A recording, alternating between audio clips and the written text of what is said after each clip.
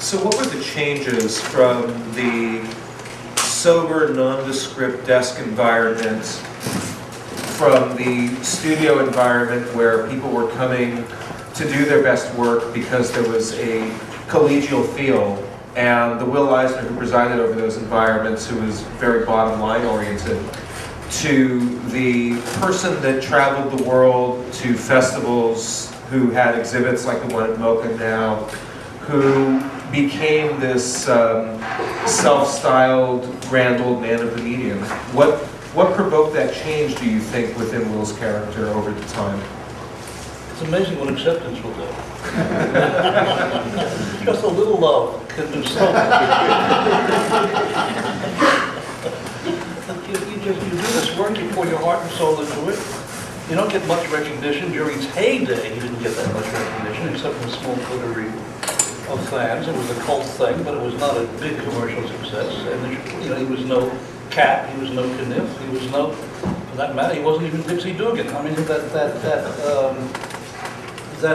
the spirit was adored by a coterie of people in the business and some literary people and others, but in terms of making a big splash and a cultural splash and all of that, he had fans, but he didn't have fame.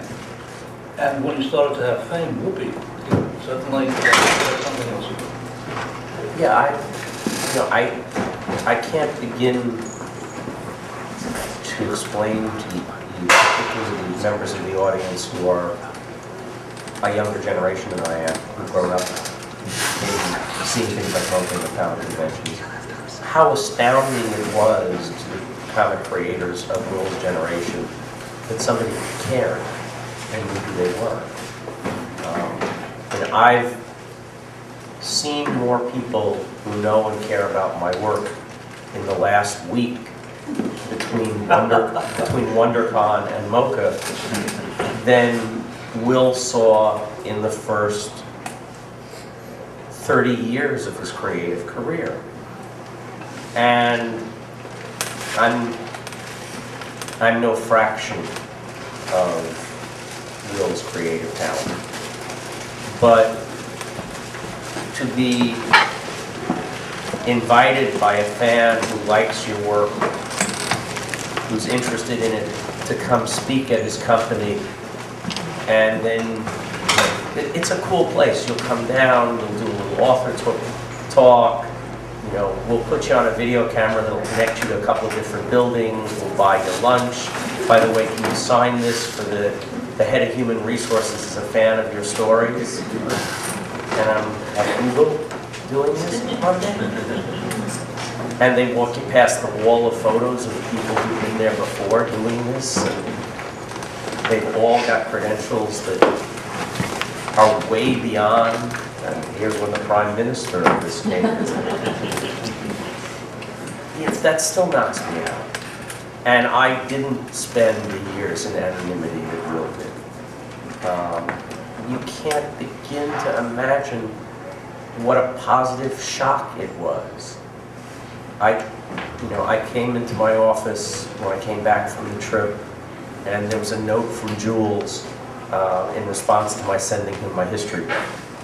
That made my day.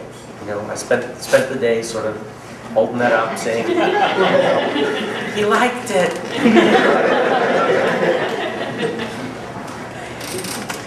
Will hadn't had any of that. He wasn't living in a world where the odds were that Kniff was going to suddenly notice. You might see him at an NCS meeting. Those things existed. I didn't know Kniff, so I can't do what his attitude might have been. But for most of it, would be most of the cartoons would be sort of good thing, good boy. Does it work now? You making any money off it? You in any papers? They'd never get a crowd like this. He was small fry to these guys. Will took me to my first NCS meeting, and where there was a heated discussion about whether women should be invited into this. Hilda Terry was the demon in the works who was going to screw up the whole existence of Rube Goldberg being able to say fuck in public. She complained bitterly about. And That was the meeting Will took me to. But I saw these really important cartoonists as opposed to Will. Ham Fisher, who did Joe Palooka, really important. Milton Caniff, who really was a great cartoonist. Al Capp, Alex Raymond, Flash Gordon. These guys were the aristocracy, were the elite, and Will was comic books. Even though the Spirit was in newspapers, it was a comic book in newspapers, and there was, he understood, he didn't have any pretensions about this. He understood that he was nothing in comparison to these guys, and Will, probably more than anyone else, would be amazed today that his work is now known in a way that Milton Caniff is not known at all.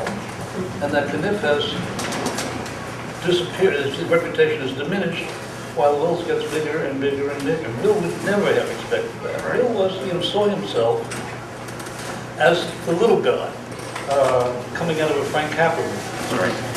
Two quick things, because we're down to 5 minutes, is to add to what Jules just said, put into context that the National Cartoonist Society was the organization of cartoonists and the stars were the syndicate artists.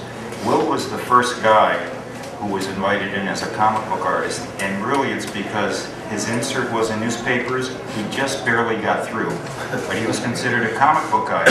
And the term he used, that he said they used at the NCS, you'll forgive the term, he said he was the house at the NCS. He used that term to me, and he said he felt it. He was the lowest of the low there. The other thing, to add to what Paul said about what really brought Will back into the fold and inspired him, was the total freedom that he never had. The money he made doing the industrial comics and the magazines for the Army, they paid him pretty well, and he was proud of them. But he fought constantly with the Army brass over these things that we now look at and think these are amazing instructional manuals. It was a miserable time. Anne, his widow, was telling me recently, she wrote an intro to a book that's coming out about PS from Abrams. And she said he was often miserable getting off the phone or out of meetings because he couldn't do it his way. If the undergrounds did anything to him, they showed him that there was a new generation that insisted on doing it their way, for better or worse.